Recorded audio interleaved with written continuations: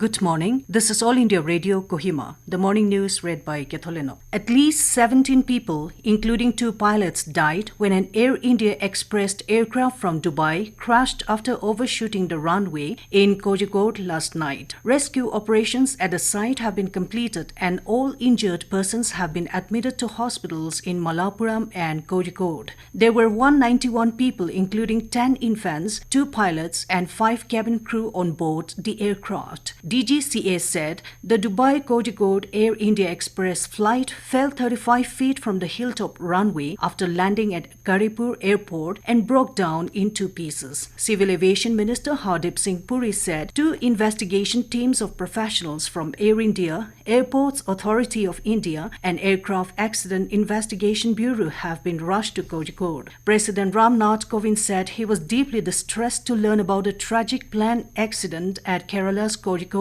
Airport, and his prayers were with the passengers, crew members and dear kin. The President spoke to Kerala Governor Arif Muhammad Khan and inquired about the situation. Prime Minister Narendra Modi also spoke to Kerala Chief Minister Pinarayi Vijayan and inquired about the situation. Expressing pain over the accident, Modi said his thoughts are with those who lost their loved ones. Prime Minister also wished speedy recovery to those injured. The Nagaland government has set up a 7-member technical committee to assess the requirement of COVID Hospital Jalukhe and District Hospital Paran. In a notification issued yesterday by Principal Director, Health and Family Welfare, Dr. Vizole Z. Shukriya said, besides accessing the requirements, the committee will assess the availability of land and come up with appropriate plan to improve and develop the facilities. It said the committee will be supported by engineering staff of MED and NHP of the Health Department. The technical committee will be headed by Joint Director Health and Family Welfare Dr. Akko Sohye and Chairman and 6 other members as members, which include representatives from the district administration and civil societies. The committee has been asked to submit a report within a period of 10 days.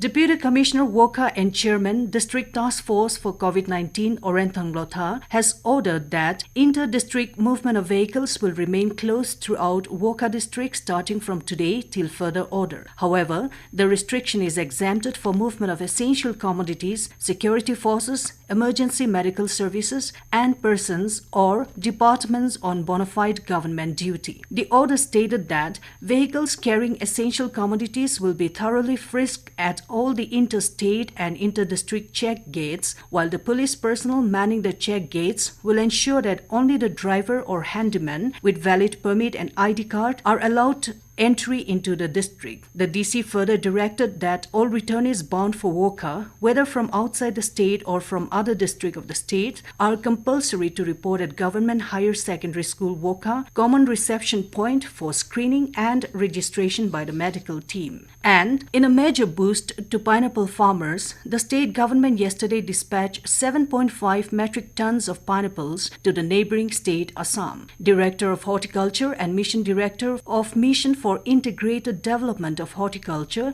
Dr. R. Elithang Lotha, flagged off 3 vehicles carrying the pineapples from Nagaland Gate. He said Nagaland, which produces one of the best and sweetest pineapples in the world, will reach different parts of Assam and added that more consignments would be sent as per the demand. Dr. Lotha added that due to the surplus of production, the state is able to send the fully organic certified pineapples to Assam. He asserted that the supply chain has been affected due to the present COVID-19 pandemic and felt that without proper planning, farmers would be in distress. Observing that organic fruits and vegetables are found in all nook and corners of the state due to the contribution of self-help groups, societies and individuals, Dr. Lotha acknowledged the support of administration and municipalities towards the farming community in making their produce available in the markets. With that, we end the morning news. Have a nice day.